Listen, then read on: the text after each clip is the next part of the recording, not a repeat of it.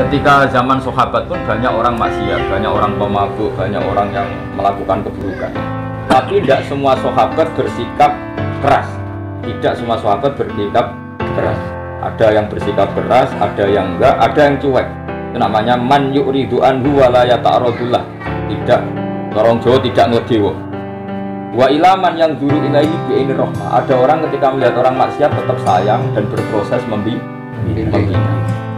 Jadi jangan kira nahi mungkar itu seperti yang dibayangkan orang-orang ekstrim, semuanya bersikap apa? Ekstrim.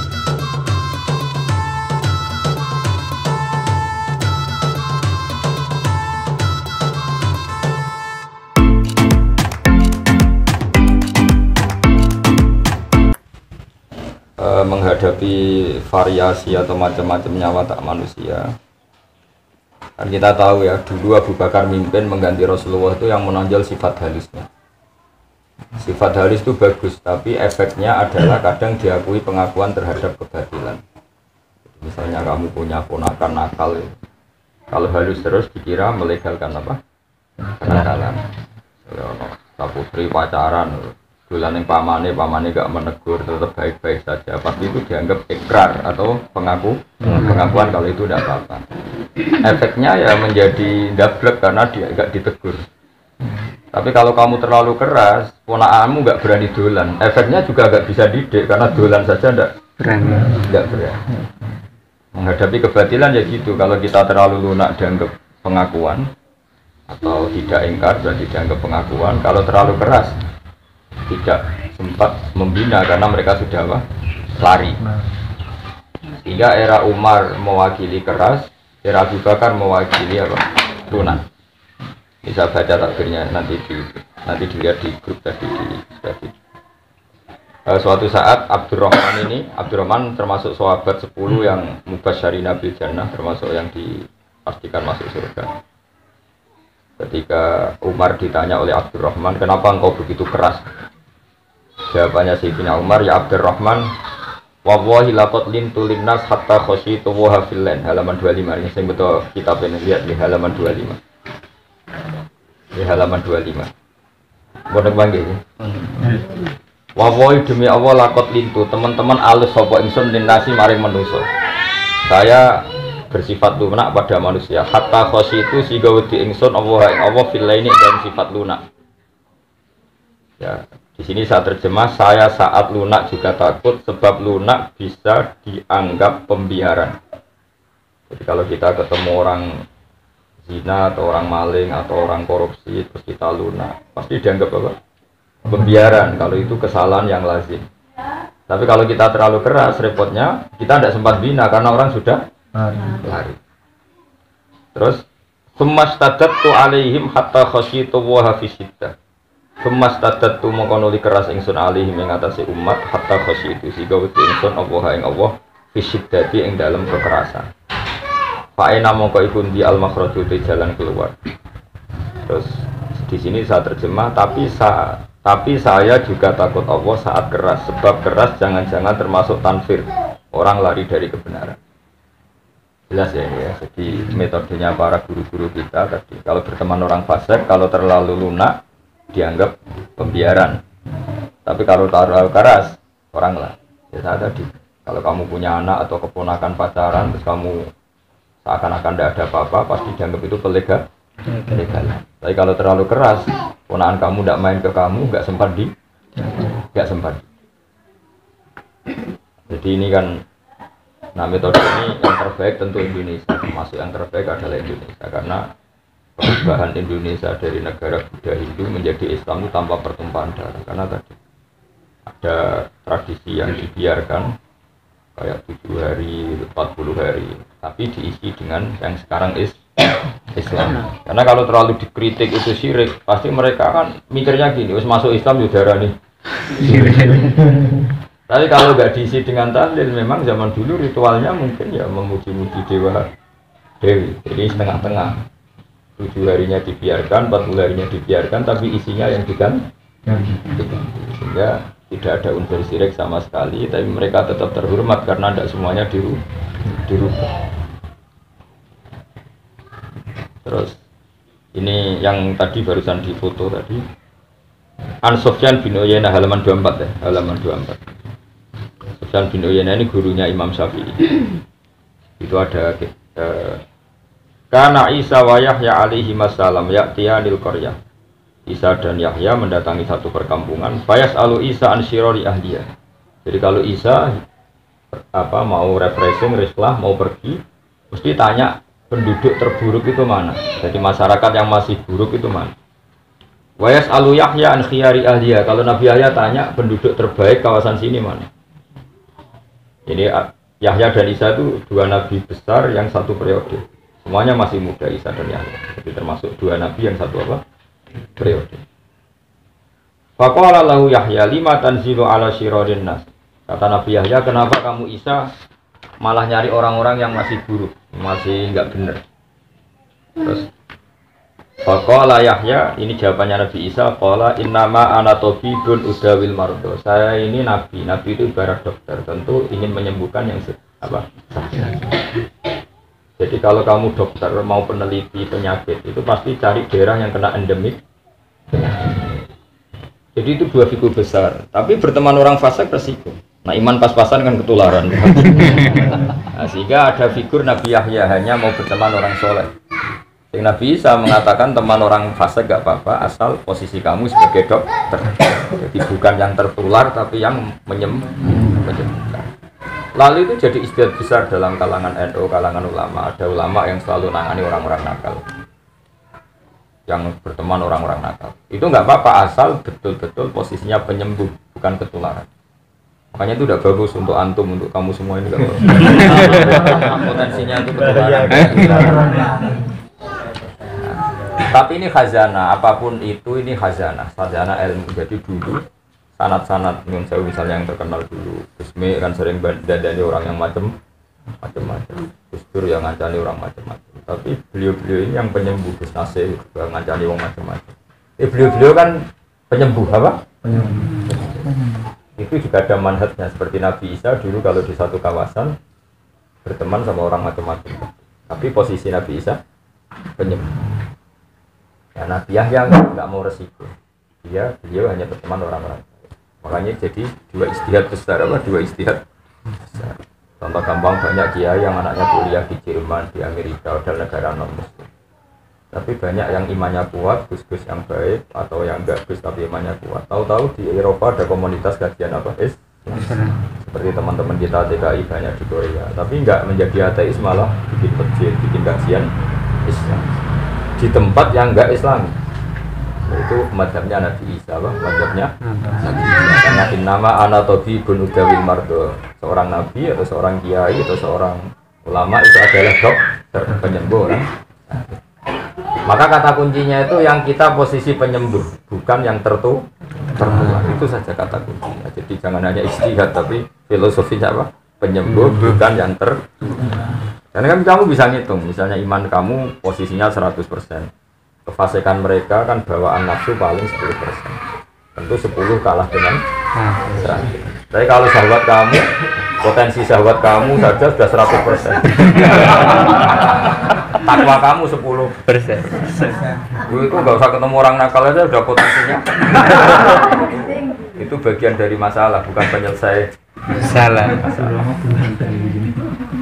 Ya, terus menyangkut nahi mungkar. Kenapa guru-guru kita tidak ekstrim ya?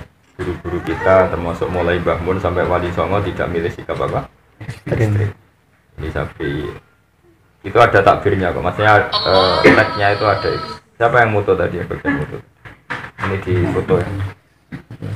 Yang masalah nahi mungkar metode apa? Mahir yang enggak punya kita. Karena ini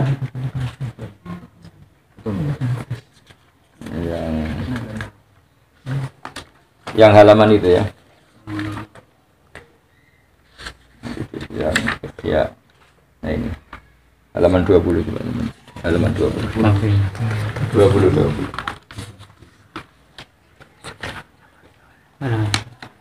Sudah, saya itu foto. Ini. Tagnya itu kan. Ya, boleh jangan video nih. Oh, video. Sudah, halaman 20 ya. Ini takbir dari kitab Ihya. Ketika ada kemungkaran, Kan banyak orang terus bersikap ekstrim ya. Ada kemungkaran, banyak yang bersifat ekstrim. Ini saya baca ya. Alinea ke-6. Bismillahirrahmanirrahim. Fa inna na'lamu annal ladzina syaribul khamra wa ta'atu al-fawahisha fi zamani Rasulillah was sahabah maka yuhjaruna bil kulliyah. Mun kepagi. Bal kanu munqasimina fihim ilaman yafidul qawla alaihi wa yuzuru bukhdola wa ilaman yuridu anhu wa la yata'arradulah wa ilaman yang zuru ilaihi bi ainir rahmah wa la yu'athiru al muqata'ata wa tabaudan fa hadhihi daqaiqu diniyah tahtalifu fiha turuqus salikin li tariqil akhirah. Jadi gini, ketika zaman sahabat pun banyak orang maksiat, banyak orang pemabuk, banyak orang yang melakukan keburukan. Tapi tidak semua sahabat bersikap keras. Tidak semua sahabat bersikap keras.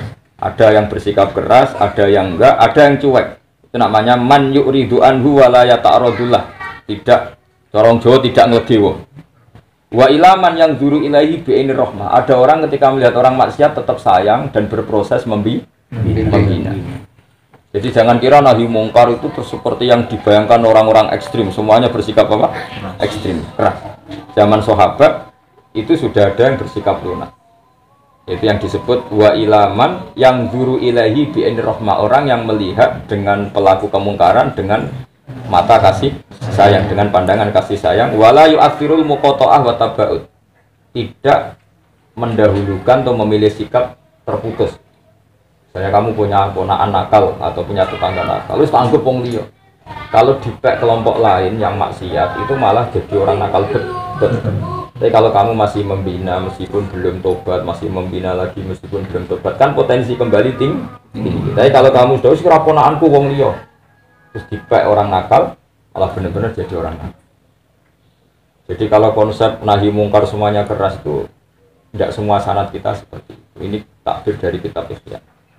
Karena tadi dalam hadis qudsi jelas Allah ngendikan yang diceritakan Rasulullah, Allah membuka tangannya di malam hari supaya yang tadi siang nakal tobat. Innallaha yabsutu yadahu bil laili liyatuba musiiun nahar wa yabsutu yadahu bin nahar liyatuba musiiul lail. Jadi Allah yang Tuhan saja menunggu tobatnya yang tobat. Kita yang enggak Tuhan malah yang enggak tobat supaya tambah ambles.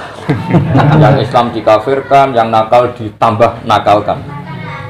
Karena kita main vonis, itu tidak ada sanad yang seperti itu, tidak ada sanad. Yang ada sanadnya adalah ada yang tegas hanya untuk membedakan hak dan batil.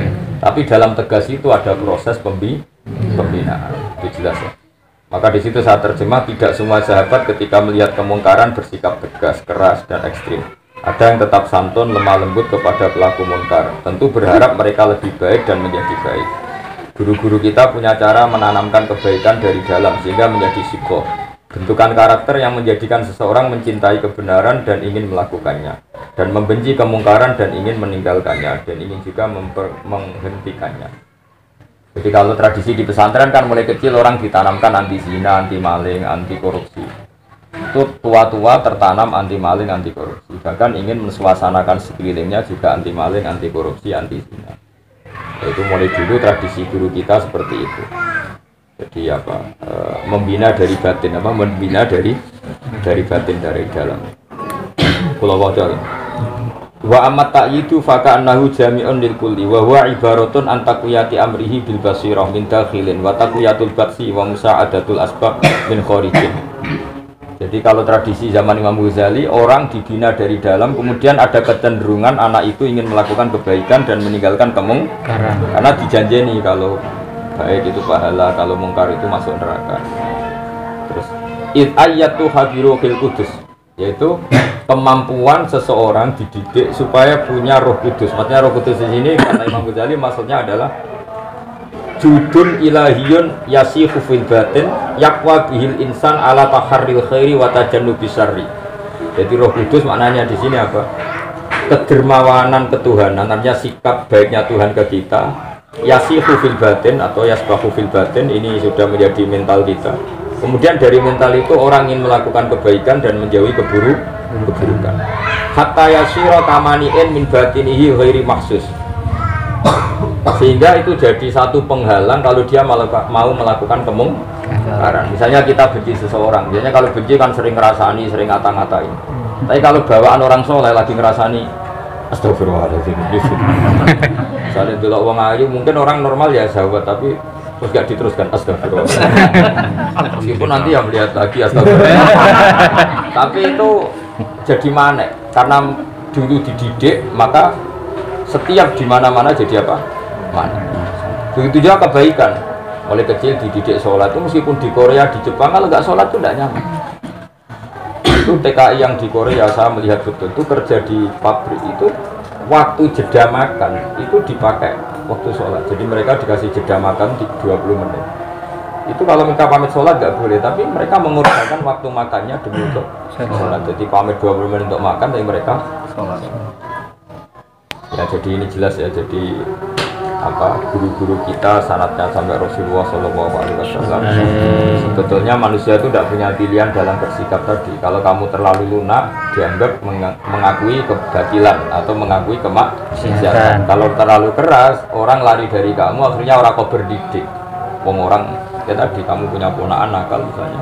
Kalau terlalu lunak bawa pacar kira apa, mesti pikirannya jumlah Pak D rapopo. Misalnya Pak D-nya kiai itu ya. Tapi kalau terlalu keras, nggak kober karena sowan saja nggak mah. Nah itu yang dikatakan Umar. Ketika aku ngambil sikap lunak, saya merasa dosa. Ngambil sikap tegas, saya juga merasa dosa. Ya, akhirnya pilihannya tadi ya kadang lunak, kadang tegas. Komposisinya harus pas. Semua itu demi kemaslahatan. Terus kata Imam Ghazali, wadzalika la yadkhulu fil fatwa wa tahta dhahirit taklif fi haqqi awamil khalqi aslan. Jadi ulama jangan kamu paksa milih satu metode.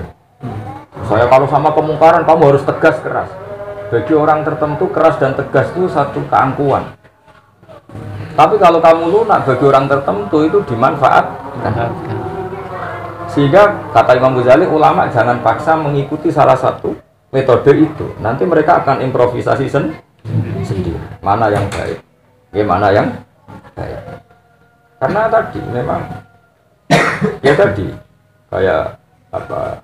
Kayak dalam banyak hal corong Jawa sama singet wasiatnya bapak ya itu kayak ambatan itu yang dipakai apa mikul itu loro diantem wong pas perang ya loro tenan tapi tigo mikul itu lembek jadi ketika nanggung beban berat itu lembek sekali karena lembek tapi ya jadi lembeknya tidak sampai patah paham ya tapi lembeknya juga tetap kuat kalau orang tua bilang kadang saya istilahkan itu koyok sapi jika lari tapi dowo cara kiai kuno memang gitu itu cipta-cipta wali Jawa sapinya tetap dicancang tapi dengan cancangan yang panjang ya longgar tapi tetap terikat tapi longgar jadi ini jelas sekali ya jadi nanti kitab ini digandakan nggak apa-apa ini dulu pernah tak pakai untuk membela mazhabnya para guru-guru kita jadi kalau ada orang bilang YKNU itu tidak tegas ketika nahi mungkar itu. Tidak semua zaman sahabat pun tidak semuanya tegas. Ada saat yang tegas itu terapi, memang harus tegas. Ada saat memang harus tidak tegas. Karena kan tadi terlalu tegas nanti tanfir menjadikan orang malah jauh dari kiai. Terlalu lunak nanti dikira itu pembenar. Ya sudah kata Sayyidina Umar fa'inal makhrat lalu jalan keluarnya apa? Karena tidak banyak pilihan apa? Tidak banyak pilihan. Dan tadi sudah di copy ya, sudah di nanti yang apa? Ini takbir ini rata-rata dari kitab Ihya dan Hayatus Sahabat. Terus terakhir di Imam Bukhari ada bab tarki itharati syarri ala muslimin al kafir. Ini dalilnya para kiai alim kenapa tidak suka konflik bahkan terhadap orang kafir.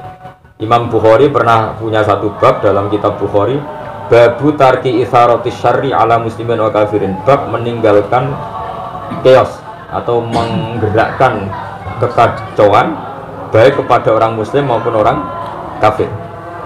Nah ini di foto ini yang halaman berapa ini? Coba nih yang takbirnya itu sumber halaman itu ya, halaman 18 ya. Mengkepanggih babu tarki isarati syarri ala muslimin wa kafirin bab kita harus meninggalkan apa? Menggerakkan kekacauan baik kepada orang muslim maupun orang kafir. Di Bukhari singkat cerita guys, Rasulullah itu disantet sama orang Yahudi namanya Labid bin Al-Som. Namanya penyantet itu kan orang kafir harbi, Yahudi lagi orang. Tapi Yahudi ini tokoh. Ketika Nabi disembuhkan oleh malaikat Jibril lewat surat apa? Muawwidzatain ya, qul a'udzu birabbil falaq, qul a'udzu birabbin nas. Nabi dikasih tahu sama malaikat, yang nyantet kamu itu Labid bin Asam. Cara nyantetnya begini-begini. Pakai telur gini-gini. Ketika Nabi diminta supaya menggerakkan para sahabat, oke Nabi kita tangkap. Tapi Nabi gak mau. Kata Nabi, saya sudah disembuhkan Allah dan saya tidak suka geger. Karena kalau itu ditanganin, maka negara akan